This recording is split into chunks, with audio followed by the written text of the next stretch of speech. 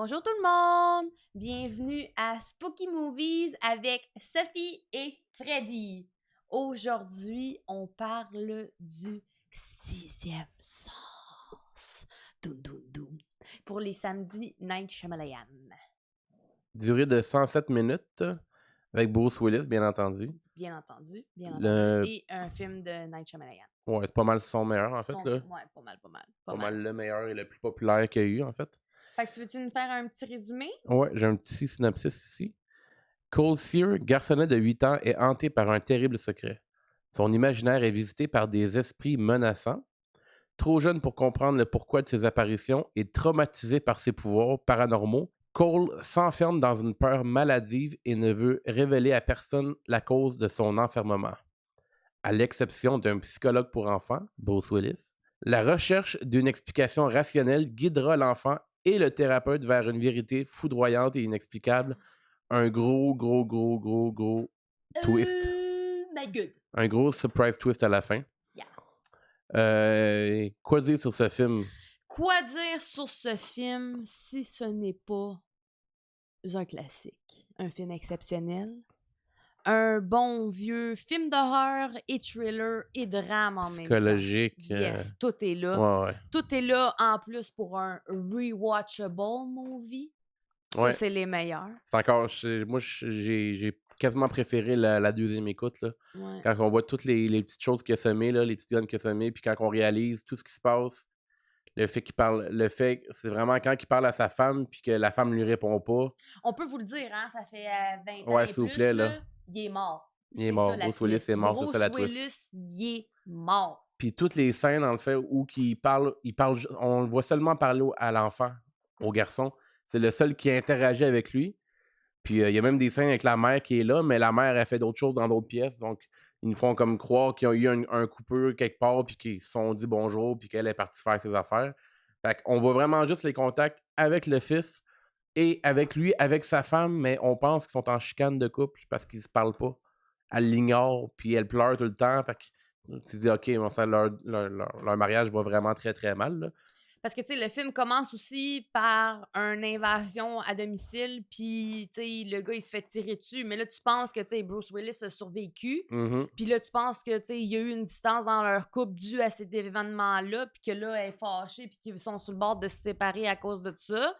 Mais non, il est vraiment mort. Puis à noter que celui qui le tire au début, c'est un ancien patient qu'il a eu quand il était jeune, Oui. un enfant patient. Oui. Donc, avec le nouveau patient qu'il y a là, le petit, il veut se reprendre aussi. Là. On dirait qu'il veut prouver quelque chose, dire qu'il est capable de prendre soin de ses patients, etc. Donc, Ouais. vraiment dur à battre là, comme film. L'écriture est vraiment bonne, du character development comme j'aime, l'acting est là. L'enfant tout est là. Haley Joel Osment, un des meilleurs rôles d'enfant, c'est reconnu à ce jour. Là, je veux dire, il a vraiment nail le rôle. Il était vraiment ultra trop bon. Toni Collette qui est là-dedans, hein, qui est la mère. Arrête donc! Tu savais pas? Non, pas en tout. Toni Collette qui est la mère la de... mère au petit? Oui. Ah ben j'ai mon voyage. Eh oui. Ah, Toni. Très, très bonne là-dedans aussi. Elle fait très peur. Oui. Puis, des grosses scènes épeurante aussi. Il y a beaucoup de scares dans ce film-là. Des scènes qui m'ont marqué étant plus jeune. Hey, j'avais 10 ans quand c'est sorti, là, puis je suis pas mal sûre que je l'ai vu quand j'avais 10 ans. Là. Ouais, non, il y a des scènes qui sont pas... Il y a des scènes encore à ce jour que... À l'âge que j'ai, qui me fout la chienne, là, tu sais. Puis c'est sournois. Ouais. C'est sournois.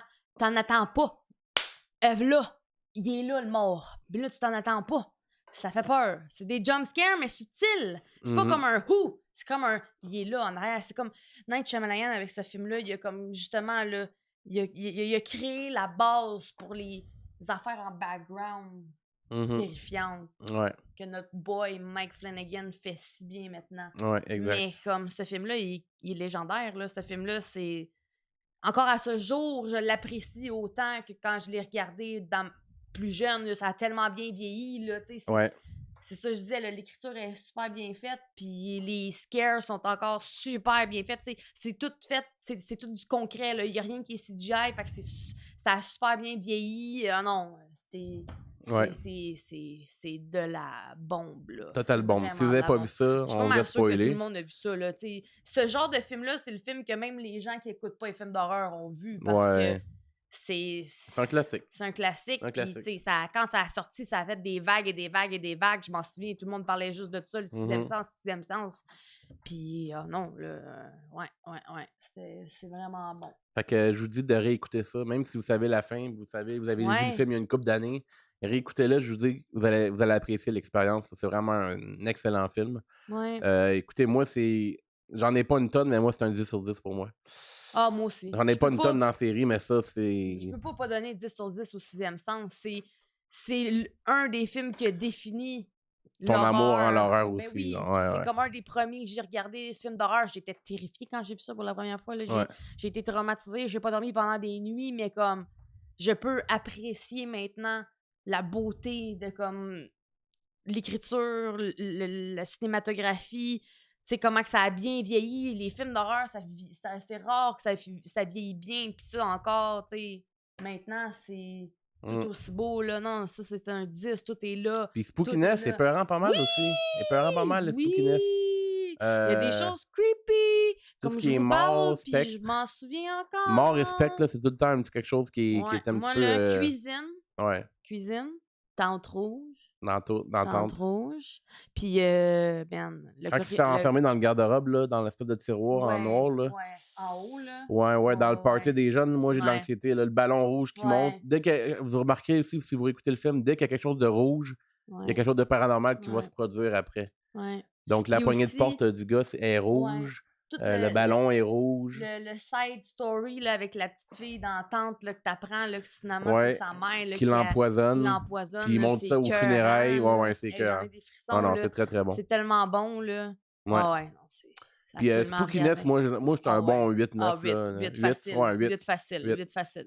Il y a du creepy là-dedans. Donc 10 out of 10. Ouais, et la bombe. 8 Spookiness. Vraiment bon. J'adore ce film-là. Écoutez-le. Dites-nous ce que vous en pensez. Est-ce que c'est le premier film que vous avez vu d'horreur? Il y en a plusieurs qui c'est leur premier film. Ben oui, surtout notre génération. Dans notre âge, nous autres, on avait quel âge quand il est sorti? Moi, j'avais 10 ans quand c'est sorti. T'avais 10 ans, fait que moi, j'avais 2 ans. Fait que moi, je l'ai vu un petit peu plus tard, peut-être plus vieille un peu. Mais un classique. Donc, j'avais 7 ans quand c'est sorti. Voici notre... Non, mais ça, c'est pour le gag. Ah non, même pas 8.